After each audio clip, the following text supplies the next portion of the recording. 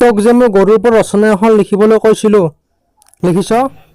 নাই ছাৰ, যেতিয়া মই ৰচনা লিখিবলৈ গৰুৰ ওপৰত উঠো, গৰুটোৱে মোক খুন্দিয়াই তলত পেলাই দিলে। যিহেতু আপুনি গৰুৰ ওপৰতে লিখিবলৈ দিলে, সেইবাবে মই গৰুৰ তলত নিলিখিলো। বাৰু মৃণাল, তই ৰাতিপুৱা কেই বজাত উঠা? 6 বজাত ছাৰ। তেনেহ'লে তই কিয় ইমান দেৰিকৈ আহিছ? চাওক ছাৰ, চাওক।